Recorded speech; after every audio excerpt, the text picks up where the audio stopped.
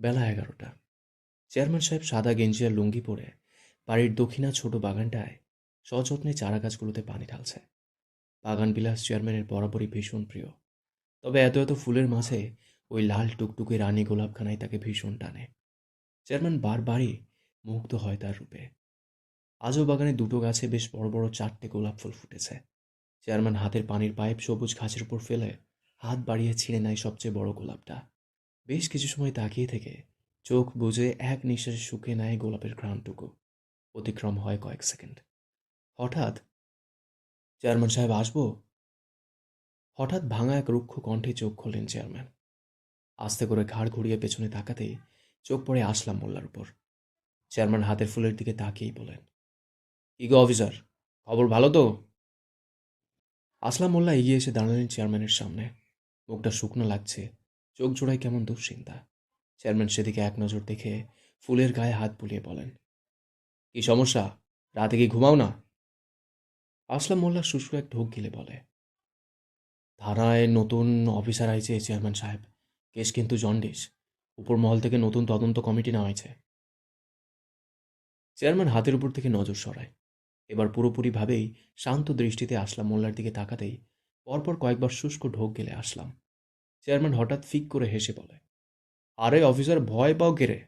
আইনকর্তা রয়েছে, একজন যাইবো আরেকজন আইবো, এই তো নিয়ম। চিন্তা করো না তুমি।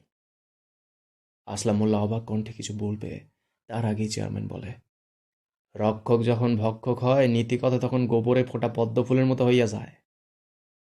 আসলাম জিহ্বা দিয়ে ঠোঁট পিছিয়ে বলে, ছোট নবাবরে একটু সামলে। বাকি কথা বলার আগেই থামিয়ে দেয় চেয়ারম্যান সাহেব। গোলাপের গায়ে একবার ঠোঁট চুঁইয়ে বলে, বললো আমার নিজের ভালো নিজে বোঝে অফিসার। হ্যাঁ হয়েছে জিওল মাছ, বুঝলা? ধরবার গেলেই পিছলা যাইব, ফাঁক ফোকর দিয়া ঠিক বাড়াইয়া যাইব। তুমি এত চিন্তা করো না। কিন্তু চেয়ারম্যান সাহেব, নতুন অফিসার কই থেকে আইছে? ঢাকা থেকে আইছে চেয়ারম্যান সাহেব।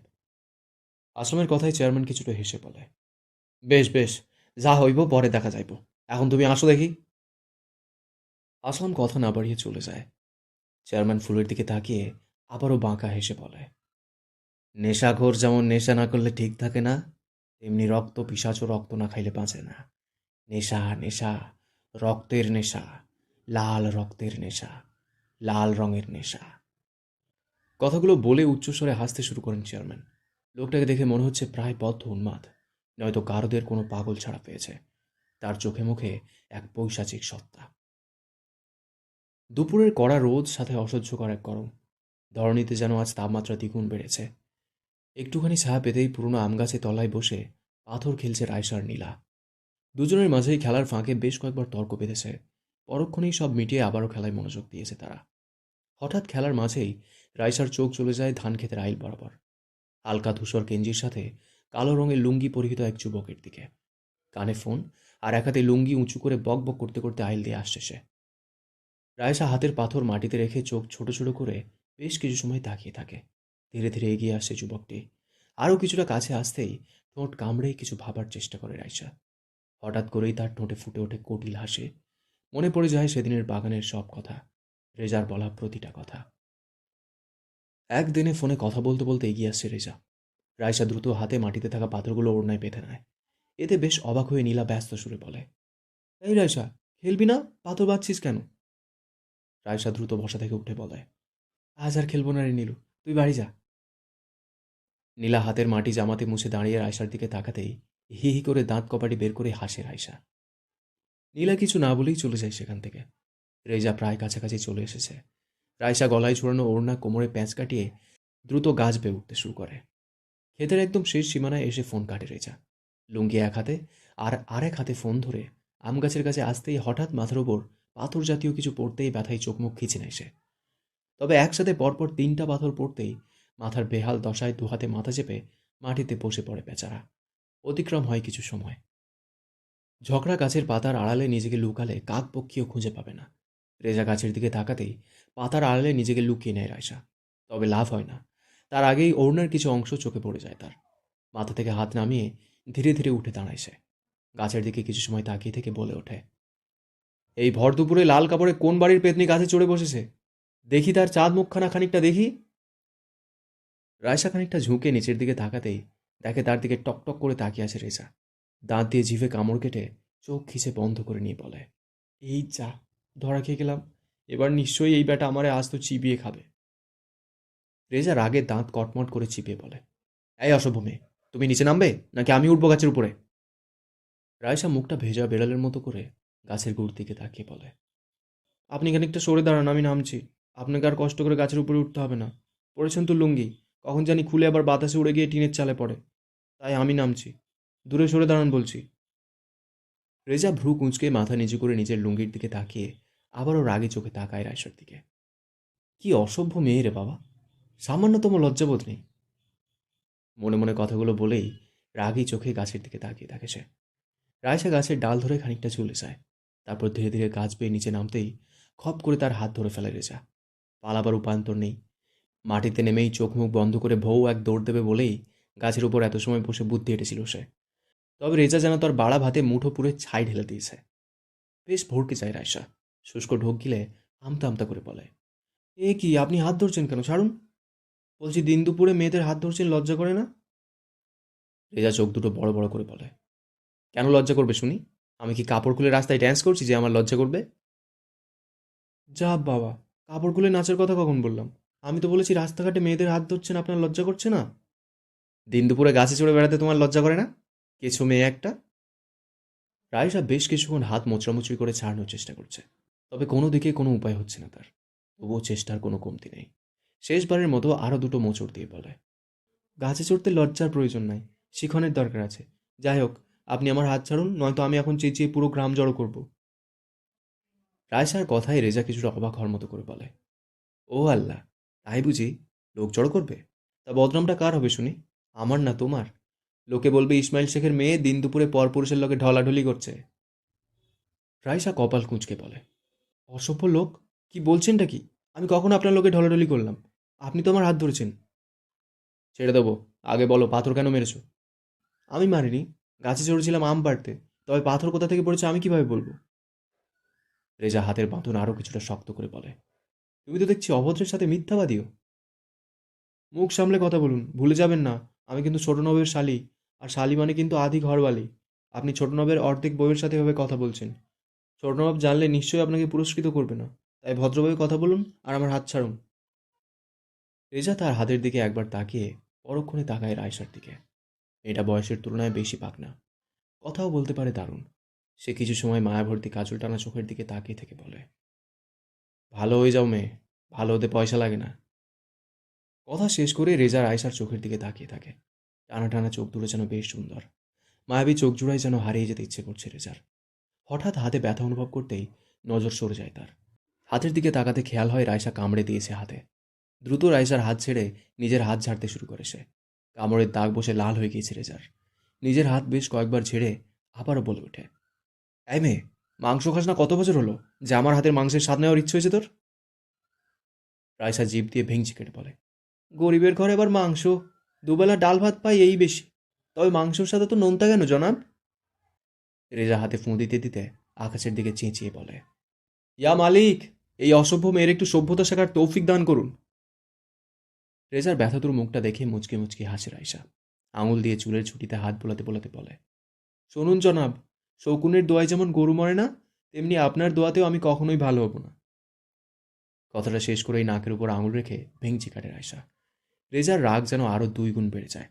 রায়সার দিকে অগ্নি চোখে তাকিয়ে বলে, আরে বান্তর নিচিংড়ি, তোর উপরে ঠাডা পড়ুক, পিটিয়ে তোর ছালবাল সব তুলে দিলে একাই ভালো হবি, বেয়াদম মেয়ে। রেজার কথায় পাত্তা না দিয়েই তাকে ফেলেই বাড়ির দিকে পা বাড়ায় রায়সা। তবে তার যাওয়া আর হয়ে ওঠে না। পেছনে রেজার ডাকে আবারও থমকে যায় সে। বৌরানির বইগুলো নিয়ে এসো, ছোটনবের হুকুম রয়েছে, বৌরানির সকল বইগুলো নিয়ে যেতে হবে। এবার অন্তত কোনো ফাজলামি করো না। ঠিক যেভাবে যাবার জন্য পা বাড়িয়েছিল রায়সা, রেজার কথায় দ্রুত খুশি হয়ে ঘুরে দাঁড়িয়ে বলে, আপাই স্কুলে যাইব? ছোট নবাব লেখাপড়া করাইবো আপারে? আপনি আবার বই নিতে আসছেন? রায়সার খুশি খুশি মুখের দিকে তাকিয়ে হাতের ব্যথা ভুলতে বসেছে রেজা। তার করা এতগুলো প্রশ্নে শুধু একবার ঘাড় নাড়িয়ে হ্যাঁ জানায় সে। তাতেই খুশিতে গত রায়সা দ্রুত ছুটে যায় বাড়ির দিকে। সাথে বলে যায়, আপনি এখানে দাঁড়ান, আমি এখনই আবার বই নিয়ে আইতেছি। দুপুর গড়িয়ে বিকেল হতেই সূর্যের আলো আস্তে আস্তে নরম হয়ে আসে। সোনালি আলোয় ভরে ওঠে চারপাশ। মৃদু বাতাস বইছে। মানহা এসে ছাদের দরজায় পা রাখতে নজর আসে ইফরা রেলিংয়ের ধারে দাঁড়িয়ে আনমনে কিছু একটা ভেবে চলেছে। সে ধীরে ধীরে এগিয়ে এসে নিশ্চুপে পাশে দাঁড়ায়। জীবনের হিসাব কষতে বসেছ? শুনশান নীরবতার মাঝে মানহার কথাগুলোতে ধ্যান ভঙ্গ হয় ইফরার। সে ঘাড় কিছুটা ঘুরিয়ে শান্ত দৃষ্টি রাখে মানহার চোখে। নিয়তি যেখানে মালিকের লেখা, সেখানে হিসেব কষবার আমি কে? ইফরার কথা শেষ হতেই উল্টো ঘুরে রেলিংয়ে পিঠ ঠেকিয়ে দাঁড়ায় মানহা। ঋতু বাতাসে ছাদের কোণে লাগানো গাছের অপরিচিতা ফুলগুলো কিছুটা দোলে ওঠে। সেদিকে তাকিয়ে থেকেই বলে, বয়সের তুলনায় বেশি ম্যাচিওর তুমি। ইফরার বুকে জমতে থাকা ব্যথাটুকু গাঢ় এক নিঃশ্বাসে নিংড়ে ফেলে কিছুটা মলিন হেসে বলে, ছোট জীবনটাই যখন ছেঁড়া কাঁথার মতো জোড়া তালে দিতে হয়, তখন মানুষ বয়সের তুলনায় একটু বেশি বড় হয়ে ওঠে। আর একে হয়তো লোকে বলে ম্যাচিওরিটি। বেশ গুছিয়ে কথা বলো কিন্তু তুমি। পশ্চিম আকাশের কোলে সূর্য ঢলে পড়ছে। আর মাত্র কিছু সময় পরেই মুখ লুকাবে নিকষ কালো আঁধারে। সূর্য ডোবার আগ মুহূর্তটা বেশ লাগে। ধূসর নীল আকাশ কেমন মুহূর্তেই রং বদলে নেয়। ইফরা এক মনে আকাশের পানে তাকিয়ে থেকে বলে, প্রকৃতি যাকে দেয় সর্বোচ্চ উজাড় করে দেয়, আর যাকে দেয় না তার বেঁচে থাকার সম্বলটুকুও ছিনিয়ে নেয়। বুকের মাঝে মোচড় দিয়ে ওঠে মানহার। যেন মনে হচ্ছে কেউ হাতুড়ি দিয়ে পেরেক ঠুকছে তার বুকে। দম বন্ধ হয়ে আসছে। ভীষণ কষ্ট হচ্ছে। চোখ বুজে নিজেকে শান্ত রাখার ভীষণ চেষ্টা চালিয়ে যাচ্ছে সে। এই মেয়ে কি কিছু আন্দাজ করেছে? এত কড়া কড়া কথা কে বলতে বলেছে এই মেয়েকে? এখানে কি করছো তোমরা? ভাবনার মাঝে চেনা পরিচিত এক কণ্ঠ কানে আসতেই দ্রুত চোখ খুলে সামনে দাঁড়ানো মানুষটাকে দেখে যেন চোখ ভরে আসে তার। নিজেকে সামলানো দায় হয়ে উঠেছে। তবুও বেহায়া মনকে ধরে রাখার কত চেষ্টা। আরাধ্য হাত দুটো পিছনে লুকিয়ে ধীরে ধীরে এগিয়ে আসে। মানহা সেদিকে কিছু সময় তাকিয়ে মাথা নিচু করে চলে যেতে নেয়। তবে তার আগেই আটকে দেয় আরাধ্য। কোথায় যাচ্ছিস? চোখ আবারও ভিজে আসছে মানহার। পাতা ফেললে হয়তো গড়িয়ে পড়বে কয়েক ফোঁটা। তবুও কোনো মতে গলায় কান্না চেপে বলে, তোমরা কথা বলো আরাধ্য ভাই, আমার মাথা ভীষণ ধরেছে, আমি বরং আসি। কতটুকু শেষ করেই আর এক মুহূর্ত দাঁড়ায় না সে। দ্রুত আরাধ্যের সামনে থেকে নিজেকে আড়াল করতেই ছুট লাগায় সেখান থেকে। মানা যেতেই আরাধ্য পাশে এসে দাঁড়ায় ইফরার। বেশ কিছু সময় তাকিয়ে দেখে তার নবরূপাকে। ইফরার বেশ অস্বস্তি হয়। লোকটা তাকে দেখছে, এটা বেশ বুঝতে পারছে। আকাশের থেকে দৃষ্টি সরিয়ে কিছুটা ঘুরে এবার আরাধ্যের চোখে চোখ রাখে সে। কি হয়েছে, কিছু বলবেন? একটু ঘুরে দাঁড়াবে রক্তকমলিনী। শহরে গিয়েছিলাম নির্বাচনের কাজে, আব্বাজানের নমিনেশন জমা দিতে। ফিরবার পথে দেখলাম গার্লস স্কুলের মোড়ে ফুলের দোকান বসেছে। সাদা রঙের বেলির এক গাছরা নজর এলো। ভীষণ করে টানলো আমাকে। বারবার মনে হলো তোমার এই ঘন কালো হাঁটু চুই চুই কেশে বেশ মানাবে। নিয়ে এসেছি, ঘুরে যাও না খানিক, লাগিয়ে দেখি কেমন মানাচ্ছে। আরাধ্যের চোখ জোড়াস বেশ অদ্ভুত লাগছে ইফরার। কিছু সময় তাকিয়ে থেকেই দ্রুত দৃষ্টি নামিয়ে নেয়। ও দৃষ্টি যেন কিছু একটা বলছে। আরাধ্যর কথাগুলো আজ আর ফেলতে ইচ্ছে করল না ইফরার। কোনো প্রকার বাক তর্ক না করেই উল্টো ঘুরে যায় সে। মাথার কাপড় ফেলে দিয়ে ছেড়ে রাখা লম্বা চুলগুলোতে হাত খোপার প্যাঁচ কাটে। আরাধ্য নেশা ভরা চোখে তাকিয়ে থেকে খুব যত্নে পেছন হতে ফুলের গাছরা সামনে এনে ঘ্রাণ শুঁকে নেয়। বেলির প্রতিটি পাপড়ির সুবাস যেন হৃদয় আরো অস্থির করে তুলছে। সে হাত বাড়িয়ে ফুল লাগিয়ে দেয় ইফরার খোপাতে। আরাধ্য এক দৃষ্টিতে তাকিয়ে থাকে কেশবতীর কেশের দিকে। কেটে যায় কিছু সময়। সূর্য এবার মুখ লুকাবে। রাতের আগমনী হবে। ইফরা খোঁপায় একটু হাত বুলিয়ে আবারও ঘুরে তাকায় আরাধ্যর দিকে। তবে আরাধ্য কিছুটা ভাব ধরে রেলিংয়ের গা ঘেঁষে দাঁড়ায়। পকেট থেকে দুটো ললিপপ বের করে একটা ছুলে মুখে দেয়। ইফরা খুব ধৈর্য নিয়েই দেখছে আরাধ্যের প্রতিটা কাজ। এসবের মাঝে আরাধ্য দ্বিতীয় ললিপপটা ছুলে ইফরার দিকে এগিয়ে দিয়ে বলে, ধরো বউ, হাতের মুঠোয় পুরে মুখে নাও, তারপর চুপচুপ করে চুষে খাও। ইফরা একবার আরাধ্যের হাতের দিকে তো আরেকবার তার মুখের দিকে তাকিয়ে বলে, চুষেই কেন খেতে হবে? ইফরার প্রশ্নে আরাধ্য মুখ থেকে ললিপপ বের করে হাতে ঘুরতে ঘুরতে বলে, সে তুমি চেটে খাও বা চুষে খাও, খাবে তো নাকি? ছি, আপনার কথাগুলো কেমন যেন নেস্টিক টাইপ। আপনি দয়া করে এভাবে কথা বলবেন না। আরাধ্য কপাল কুঁচকে ইফরার দিকে কিছুটা ঝুঁকে এসে বলে, শুধু আমার কথাই নেস্টিক না বউ, আমি মানুষটাও নেস্টিক। ওসব এখন থাক, তুমি বরং চতে চুষে দিয়ে রতে রসটুকু চেটে নাও। ছি, কি ভাষা আপনার! আরাধ্যর ঠোঁটে খেলছে এক দুষ্টু হাসি। সে আরও কিছুটা ঝুঁকে আসতেই ছিটকে সরে দাঁড়ায় ইফরা। ভীষণ রাগ লাগে আরাধ্যের। এই মেয়ে কি তাকে চরিত্রহীন ভাবে? ইফরা কিছু বলার জন্য মুখ খুলবে, তার আগেই আরাধ্য বলে, আর একবার এমন পুঁটি মাছের মতো ছিটকে সরতে দেখলে কানের নিচে ঠাঁটিয়ে দেব, বলে দিলাম মেয়ে। তখন কিন্তু পুরুষ নির্যাতনের মামলা ঠুকলে তোমারই লস। মারতে ইচ্ছে করলে মেরে দিন। এক কামড়ে বুড়ো ললিপপ মুখে নিয়ে আরাধ্য চিবাতে চিবাতে বলে, ও বউ, জেদ করে না শোনা, ভীষণ লাগবে কিন্তু, একদম আহা আউচ বলার মতো। পুরো কথার আগামাথা বুঝতে না পেরে ইফরা ফ্যালফ্যাল করে তাকিয়ে থাকে আরাধ্যের মুখপানে। চারপাশে মাগরিবের আজান পড়ছে। ইফরা শাড়ির আঁচল মাথায় টেনে নেয়, আর পরে লাল পাড়ের শাড়িতে পাক্কা গিন্নি সে। আরাধ্য ঘোর চোখে তাকিয়ে থেকে ফিক করে হেসে ফেলে। কালকুটুরি অন্ধকার ঘুটঘুটে ঘরে মাটিতে নেতিয়ে পড়া শরীর নিয়ে প্রাণপণে মৃত্যু কামনা করছে যুবকটি। তার থেকে কিছুটা দূরে পড়ে আছে তার হাতের কাটা আঙুলগুলো। মাটিতে পড়া রক্ত শুকিয়ে উঠেছে। অনাহারে দিনের পর দিন পেরিয়ে যাচ্ছে। মনে মনে মালিককে ডেকেও মুক্তি চাইছে, তবে মালিক যেন শুনছেই না। চোখে বাঁধা কাপড় কান্নায় ভিজে ভিজে আবারও শুকিয়ে উঠেছে। ডান হাতের এক অংশের মাংস তুলে নেওয়া হয়েছে। আহা, কি যে কষ্ট! শরীর নিস্তেজ হয়ে পড়েছে, গলা শুকিয়ে আসে। এর মাঝেই ঘরের কোনো এক কোণা থেকে ভেসে আসে কয়েকটি গলা। আঙুলবিহীন বাঁধা হাতে যেন রক্ত সঞ্চালন একদম নেই বললেই চলে। হঠাৎ যুবকটি শুনতে পায়, বুঝলাম না মালিক এই আধ মর্ডারে এমনে ফেলাইয়া রাখছে কেন? এই শালারে একেবারে খালাস করে নদীতে ফালাইয়া দিলেই তো হয়।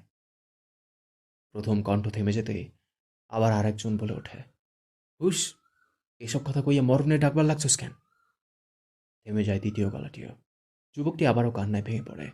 খিদের তাড়নায় উবু হয়ে কষ্টে কষ্টে মাটি কামড়াচ্ছে সে। হঠাৎ কানে ভেসে আসে বেশ মোটা রুক্ষ রসহীন এক গলা। ঘরে হয়তো কারো আগমন ঘটেছে।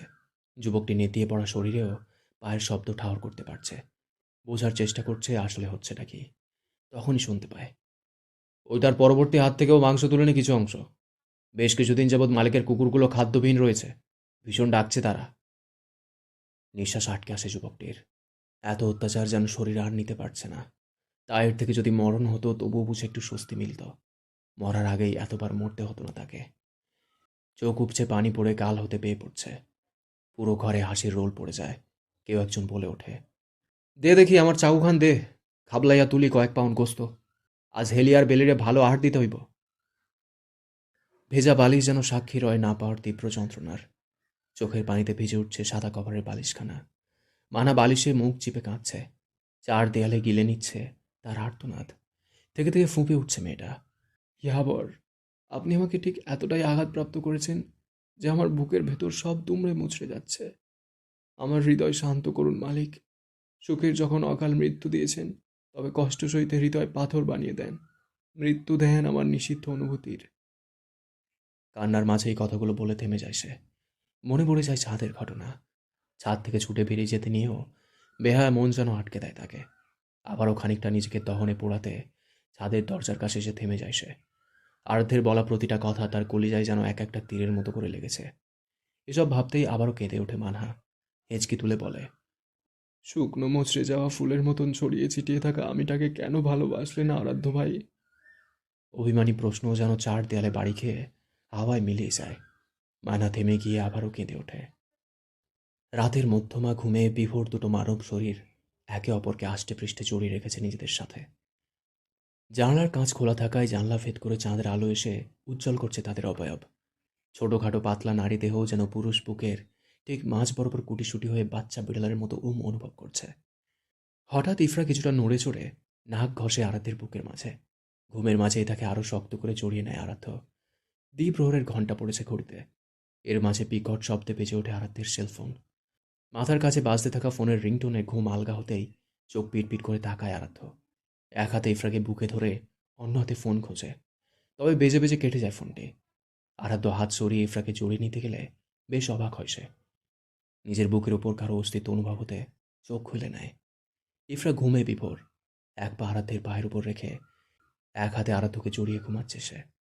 আরাধ্য কিছু সময় তাকিয়ে থেকে মুখে আঁচড়ে পড়া চুলগুলো কানের পাশে গুঁজে দেয়। এর মাঝে আবারও বেজে ওঠে ফোনের রিংটোন। মনোযোগে ব্যাঘাত ঘটে আরাধ্যের। সে ভ্রুযুগল কুঁচকে নিয়ে গাঢ় নিঃশ্বাস ছেড়ে হাত বাড়িয়ে ফোন তুলে নেয়। চেনা পরিচিত নাম্বার।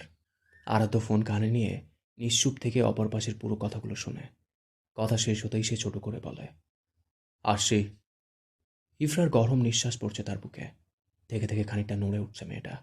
আরাধ্যর ঠোঁট কেঁপে উঠছে। জিহ্বা দিয়ে শুষ্ক ঠোঁট ভিজিয়ে বলে, প্রিয়তমা নারী, অশান্ত বুকে জ্বলতে থাকা তীব্র আগুনে তোমার গরম নিঃশ্বাস যে ওই দূর পাহাড়ের ফালি হতে ঝরে পড়া ঝর্ণার পানি।